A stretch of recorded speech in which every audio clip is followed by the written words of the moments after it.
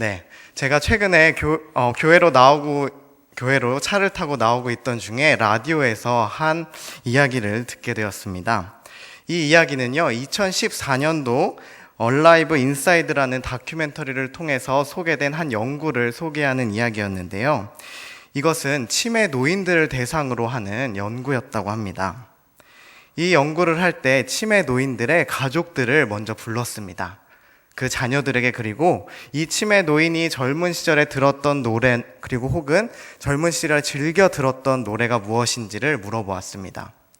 그리고 그 노래를 음악 파일로 담아 그 치매 노인에게 들려주는 실험을 한 것입니다. 이 노래를 평소에는 땅만 쳐다보고 어떤 질문에도 대답하지 않던 치매 노인에게 들려주었습니다. 그러자 이 노인이 갑자기 눈을 번쩍 뜨면서 몸을 흔들흔들 하는 것입니다. 그러다가 노래를 조금씩 따라 부르기 시작합니다. 이 노래를 다 듣고 난 후에 이 연구하던 연구원이, 저기요 할아버지, 그러면 이 노래 말고 젊은 시절에 또 좋아했던 노래 있으신가요? 이런 질문을 하자 평소에는 말귀를 알아듣지 못했던 이 할아버지가 내가 좋아했던 가수가 있었어, 그러면서 그 노래를 또 다시 부르기 시작합니다. 이 모습을 보고 또 한 번 다른 사람에게도 실험해 봅니다. 이번에는 2년 동안 휠체어 신세를 지고 계속 앉아서 지냈던 노인이었습니다. 이분에게도 똑같이 노래를 들려주자 이분은 갑자기 자리에서 일어나서 노래를 따라 부르며 그 안무까지 따라하는 것이었습니다. 이 모습을 보고 연구원들은 노래를 듣는 동안 과연 이 치매 노인들의 뇌에는 어떤 변화가 있는지 궁금해졌습니다. 그래서 뇌를 연구했습니다.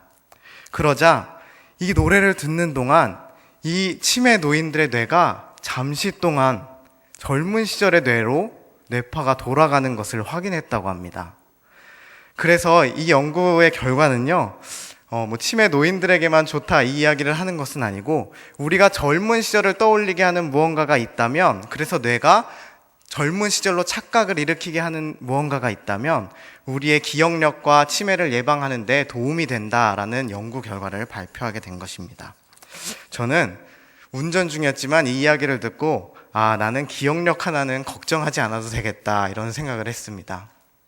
그 이유는요, 제가 어린이부 사역을 하다 보니까 제 뇌는 매주일 제가 어린이인 줄 알고 있습니다. 물론 아이들과 같이 예배를 드리다 보니까 어린 시절에 즐겨 불렀던 찬양, 즐겨 들었던 찬양을 자주 듣고 부르게 돼서 그런 거라고 생각하실 수도 있지만, 그냥 아이들의 모습을 보는 것만으로도 저는 저의 어린 시절을 떠올리게 됩니다. 아이들이 사탕 하나 받겠다고 저요 저요 소리 지르면서 손을 들 때, 상을 받아서 기분이 너무너무 좋은데 앞에 나와서 받는 게 부끄러워가지고 쭈뼛쭈뼛 거릴 때, 그리고 아이들이 눈에 뻔히 보이는 거짓말을 할 때도 저는 저의 어린 시절이 자꾸 떠오릅니다. 그래서 그런 아이들에게 화를 낼 수가 없습니다. 왜냐하면 너무 제 모습 같거든요. 이 이야기를 하는데도 방금 이 이야기를 들으시면서 나도 어린 시절에 그런 경험이 있었는데 하시는 분들이 있었다면 방금 기억력 한 10% 향상되셨다고 생각하시면 될 것 같습니다. 근데 지금 그것에 또 공감 못하신 분들이 있으실 수도 있어요. 왜냐하면 저의 모습에 공감되는 모습들만, 아이들의 모습만 이야기해드려서 그런데요. 이번에 제가 보너스로 여기 계신 모든 분들의 기억력을 조금이나마 올려드리려고 모두가 공감할 만한 아이들의 행동 한 가지를 소개해드리겠습니다. 집중하셔야 됩니다. 이 치매 예방에 되고 기억력이 올라가는 데 도움이 되거든요. 자, 집중해주세요. 자, 상황은 이러합니다. 선생님이 한 아이를 다급하게 부릅니다. 보승아, 일로 와봐. 너 왜 그랬어 진짜? 한번 말해봐. 자, 화내는 장면입니다. 평소에 화를 안 내가지고 잘 안 되네요. 네, 화를 내는 장면이었습니다. 이렇게 아이를 혼내려고, 화를 내려고 아이를 불렀을 때 이 질문에 아이들의 대답은 바로 이것입니다. 아니 제가요. 공감하셨나요? 여기서 말하는 제가요는요, 제가요가 아니라 아니 제가요, 이렇게 이야기하는 겁니다. 아이들은 보통 혼내면요, 제가 뭐를 잘못했습니다 이렇게 이야기하지 않고요, 바로 손이 저렇게 갑니다. 그래가지고요, 아이들을 이렇게 혼내면 누가 또 다른 잘못을 했는지 줄줄이 사탕으로 계속 나옵니다. 이렇게 아이들은 다른 사람의 잘못을 먼저 이야기하는 모습을 볼 수 있습니다. 그런데 이걸 아이들이 혼날 때만 일어나 살펴봤더니 혼날 때만 그러는 것이 아닙니다. 누군가 상을 받을 때, 심지어 생일 축하를 받을 때에도요, 쟤는요 라고 이야기하는 것을 들을 수 있습니다.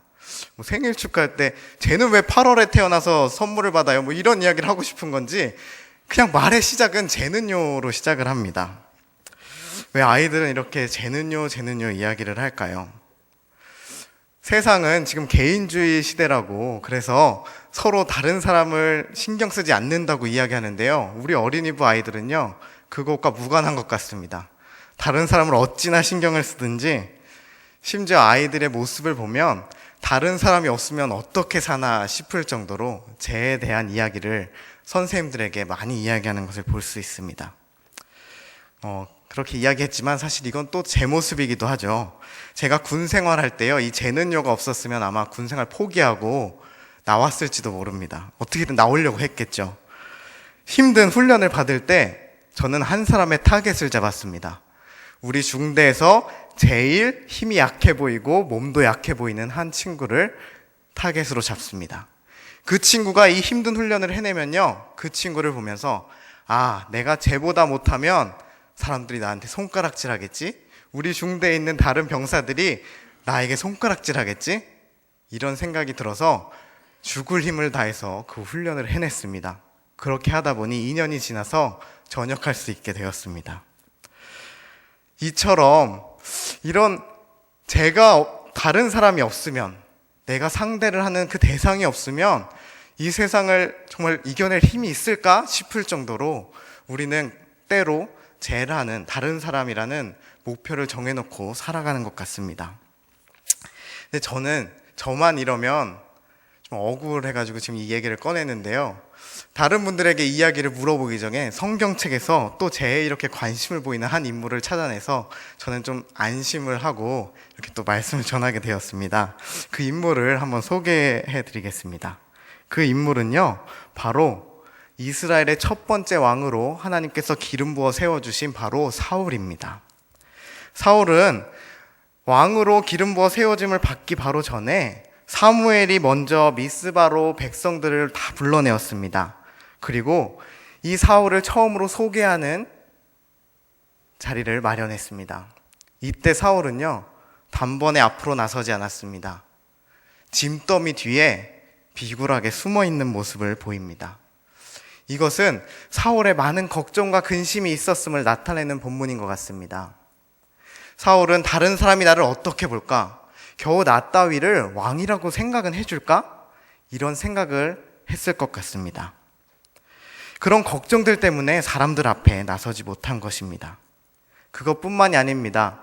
왕이 되고 2년이 지난 후에 바벨론과의 전쟁 때 번제를 드리고 전쟁에 나가야 하기 때문에 사무엘과 약속한 7일을 기다립니다. 그런데 사무엘이 나타나지 않자 백성들이 동요하는 모습을 봅니다. 이 모습을 보고 사무엘은 자신이 번제를 드려서는 절대 안 된다는 사실을 알면서도 자기가 번제를 드려버립니다. 사람들이 왕인 나를 어떻게 생각할까? 나 왕인데 내가 그냥 번제 드리면 어때? 이런 생각이 앞섰던 것 같습니다. 이처럼 자기의 생각이 앞섰고 다른 사람의 생각들에 관심이 많았던 이 사무엘을 하나님은 어떻게 생각하셨을지 모르겠지만 사람들은 정말이지 너무도 좋아했습니다. 왜냐하면 사울은 전쟁에서 승리하는 결과물을 가지고 왔기 때문입니다. 이스라엘 백성들은 전쟁에서 우리를 지켜주는 왕을 기다렸고 그 왕이 바로 사울 왕의 모습이었기 때문입니다. 이렇게 사울은 처음에 걱정과는 달리 점점 자신의 왕의 자리를 굳건하게 지키고 백성들은 사울을 점점 더 믿고 따르게 되었습니다. 그런데 여기서 우리 어린이나 어른이나 모두가 좋아하는 사무엘 17장의 말씀이 나옵니다. 이 말씀은요, 아마 사울이 가장 기억하기 싫은 순간이라고 이야기할 수 있겠습니다. 이 본문은 바로 아버지의 심부름으로 형님들의 도시락을 들고 이스라엘 군인들이 모여있는 그곳에 찾아왔던 어린 소년 다윗의 이야기입니다. 이 다윗은 우리가 잘 아시다시피 슈퍼 히어로의 모습으로 그 큰 골리앗 장군을 물맷돌로 물리쳐 버리죠. 이 전쟁이 끝나고 돌아온 후 그동안의 이스라엘 백성들의 환호와는 좀 다른 모습을 보입니다. 그 전에는 돌아왔을 때 사울 왕을 찬양하고 사울 왕에게 모든 환호를 보냈습니다. 그러나 이제는 이렇게 환호합니다. 사울이 죽인 자는 천천히요 다윗은 만만이로다. 사울보다 다윗이 낫다고 찬양하고 있는 것입니다. 사울의 입장에서는 갑자기 듣도 보도 못한 어린 소년 하나가 나타난 것입니다. 그것도 라이벌로 말입니다. 겨우 자기 아들뻘 되는 사람이 라이벌이 된 것입니다. 사람들은 내 아들뻘 되는 그 다윗이 나보다 낫다고 외치고 있습니다. 얼마나 짜증났겠습니까? 그래서 이 사울은 이렇게 결심합니다. 다윗을 죽여야겠다. 근데 왕으로서 이렇게 칭송받고 있는 한 사람을 쉽게 죽일 수 없었습니다. 그래서 다윗을 자꾸자꾸 전쟁으로 내몰아냅니다. 근데 그 결과물은 목숨만 살아올 뿐만 아니라 전쟁에서 승리라는 결과물을 갖고 돌아옵니다. 이렇게 시간이 흐르자 사람들은 점점 더 사울보다는 다윗에게 시선이 가기 시작합니다.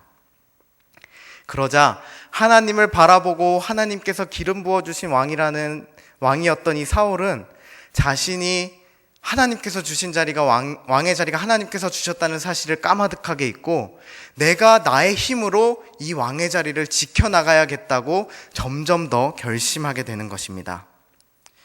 이런 과정 속에 있는 사울에게 하나님께서는 악령을 보내십니다. 악령은 그를 번뇌하게 하셨다고 성경은 기록하고 있습니다.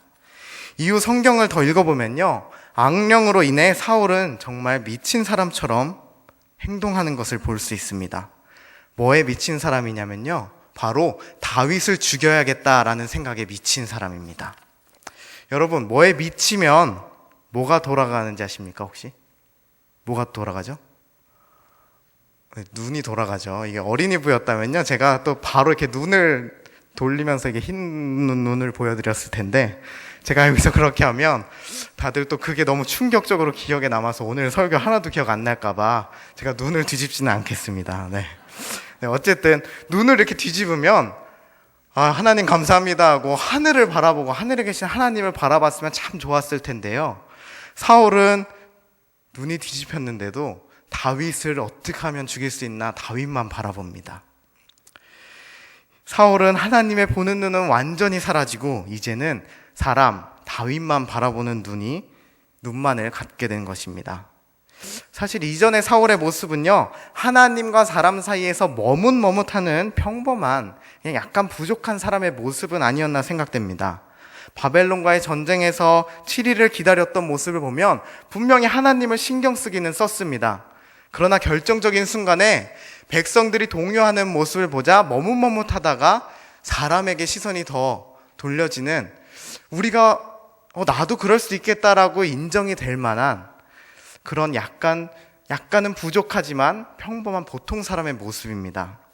그런데 다윗이 나타난 이후에 악령이 씌어진 이 사울의 모습은요, 우리가 정말 이해할 수 없는 그야말로 미친 사람의 모습을 보여줍니다. 사울을 죽여야겠다, 사람을 죽여야겠다라는 생각을 하는 겁니다. 이거는 정신이 멀쩡한 사람이 가질 수 있는 생각은 아닌 것 같습니다. 이렇게 보통 사울의 부정적인 이야기를 쭉 늘어놓고 나면요, 설교가 예상되시죠? 레파토리가. 이제는 다윗의 이야기가 나와야 되는 차례입니다. 그런데 제가 약간 바꿔보았습니다. 오늘은 구약에 나오는 사울과 동명이인인 신약에 나오는 사울을 한번 이야기해 보려고 합니다. 신약에 나온 사울도요, 사실 약간 눈 돌아간 사람입니다. 약간 미친 사람이죠. 처음에는요, 그리스도를 구주로 믿는 사람들을 다 죽이는데 혈안이 된 사람이었습니다. 그런데 하나님은 이미 눈이 돌아가서 예수님의 제자들을 죽이고 있는 이 눈 돌아간 사람의 눈을 이번에는 멀게 해버리십니다. 눈을 멀게 해버리시고 예수님을 바라보는 눈은 뜨이게 해주십니다. 이처럼 엉뚱한 것에 있는 사람의 눈은 멀게 하시고 예수님만 바라보는 눈을 얻게 하는 것, 그렇게 해서 성경에 기록되어 있는 인물이 바로 우리가 바울로 잘 알고 있는 그 사울입니다. 오늘 우리가 읽은 본문 말씀은요, 바로 이 바울이 빌립보 교회에 쓴 편지입니다. 예수님께서 이 바울이 예수님의 말씀을 이곳저곳에 전하다가 예수님 때문에 감옥에 갇히게 된 것입니다. 그런데 이것을 바라본 믿음의 사람들은요, 부럽다라고 생각했습니다. 왜냐하면 신앙이 있는 사람이라면 저 정도는 돼야 되는 거 아닌가라고 생각했던 것 같습니다. 그래서 사람들은 바울에게 신앙의 끝에 이미 다다른 자라고 그렇게 불렀습니다. 그런데 바울은 이 이야기를 들으면서 오늘 우리가 읽은 본문 말씀의 이야기를 하는 것입니다. 내가 하나님을 붙잡은 것이 아니라 하나님이 나를 붙잡았고 나는 단지 그 하나님을 향해 열심히 달려갈 뿐이다 라고 말이죠.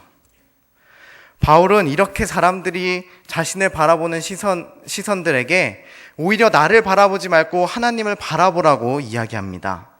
그리고 빌립보서 3장 8절에는요, 그리스도 외에는 다 배설물로 여긴다라고까지 이야기하는 것을 볼 수 있습니다.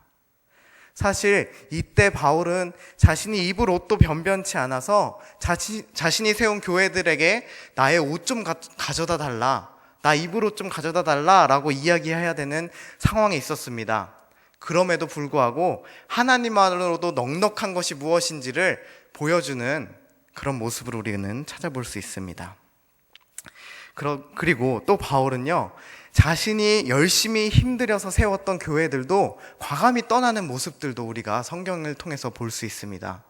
이처럼 바울은 자신이 힘들게 세운 교회가 나의 노력으로 된 것이 아니라 하나님께서 하셨다는 사실을 분명히 알았기 때문에 그렇게 행동할 수 있었습니다. 그리고 자신 이후에 그 교회 목회자로 오는 사람들을 오히려 더 힘써 섬기라고 그렇게 편지를 보냅니다. 자신의 자리를 빼앗는 그 목회자를 비방하는 것이 아니라 오히려 자신은 빨리 있고 새로운 목회자를 통해 하나님, 진정한 하나님을 만나고 그 하나님께 예배드리라고 가르치고 있는 것입니다. 이처럼 바울은 자기의 고백과 같이 그리스도 외에는 다 배설물로 여기는 삶을 살았던 것입니다.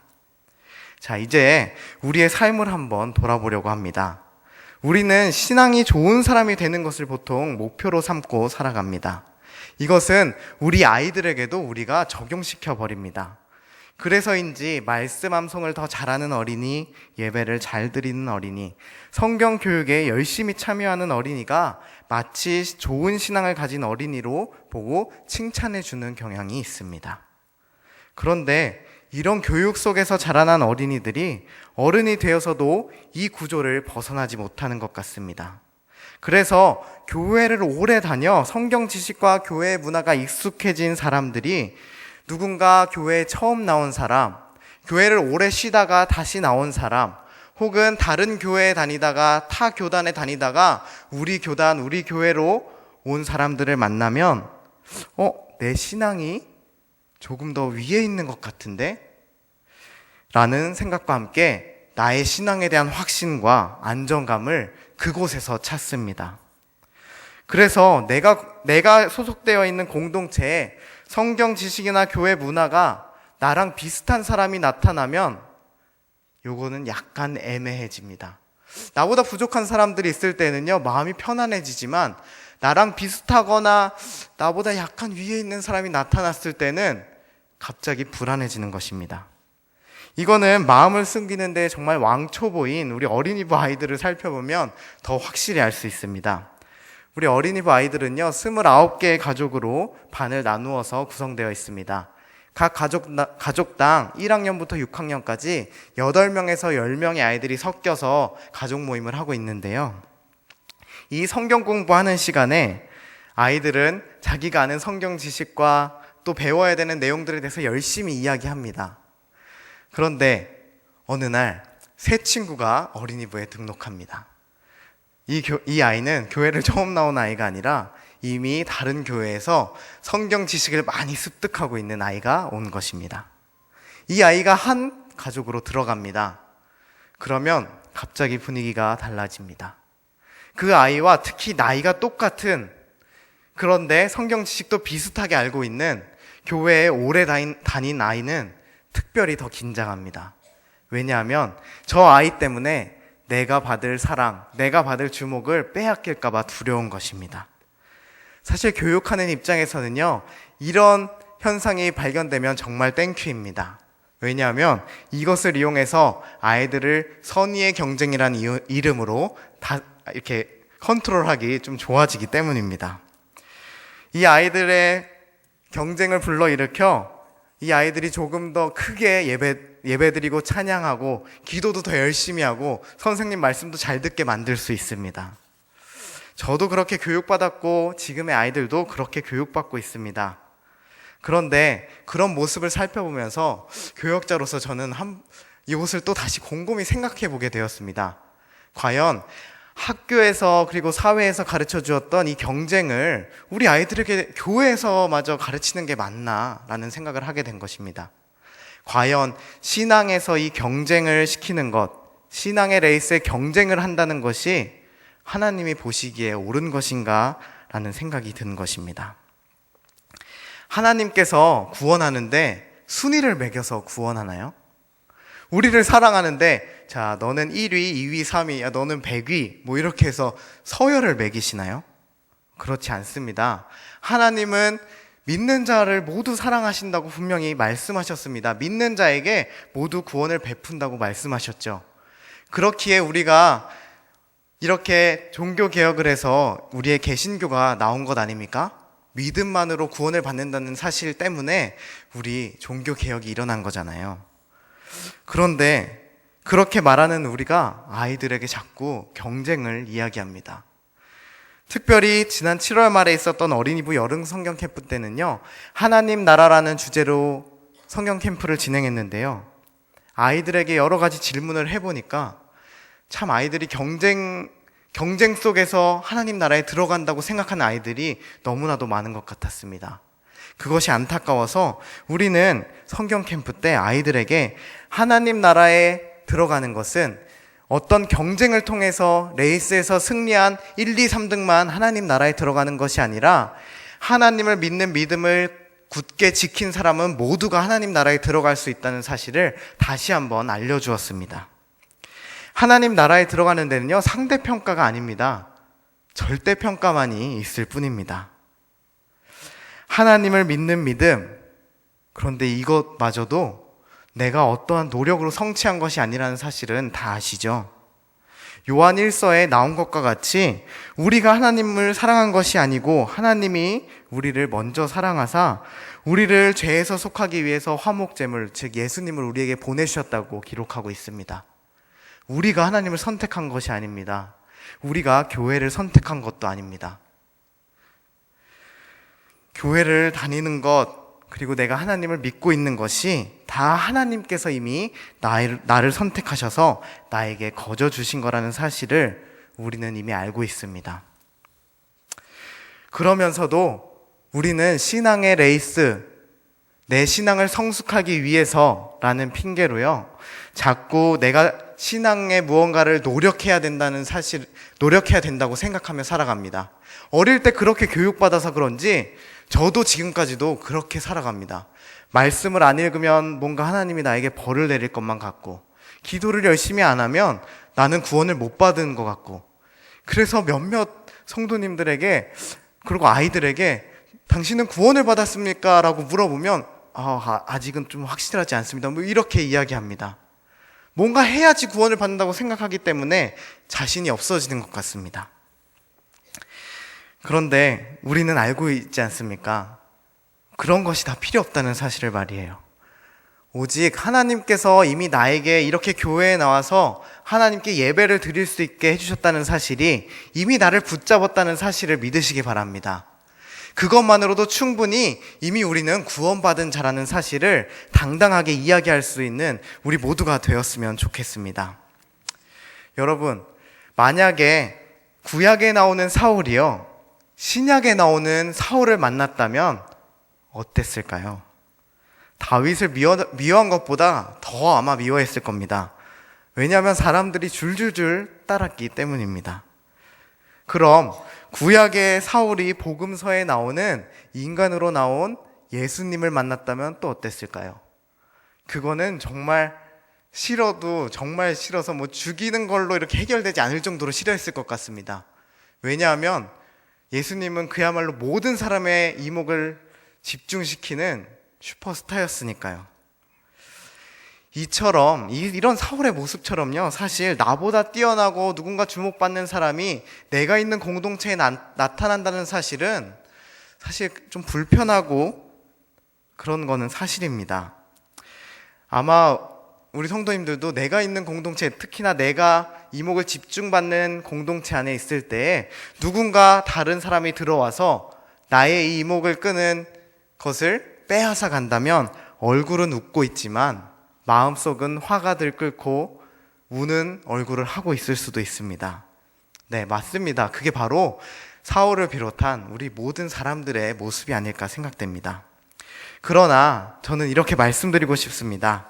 이제는 우리 동순교회 성도님들은 신앙의 길을 가는 데 있어서 그런 다른 것들은 보지 않았으면 좋겠습니다.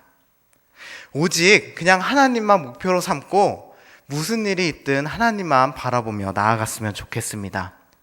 예배 시간에, 봉사 자리에, 교회 활동들, 더 나아가 사회와 학교, 가정에서도 하나님이 아닌 사람, 자리, 평가, 그런 것들은 목표로 삼지 않았으면 좋겠습니다. 우리 동순교회의 미래인 우리 교육부 아이들을 양육하는데 저는 정말 최선을 다하고 있습니다. 저뿐만이 아니라 많은 성도님들이 교사로서 또 그렇게 봉사하고 있습니다. 그리고 갖가지 행사를 할 때마다 아마 지금 이 자리에 앉아 계신 분들도 내가 할 수 있는 한 최선을 다해서 여러 가지로, 그리고 기도를 함으로 아마 아이들을 양육하고 교육하는데 나도 한 가지 일을 하겠다라고 다짐하며 그렇게 해오실 것이라 생각됩니다.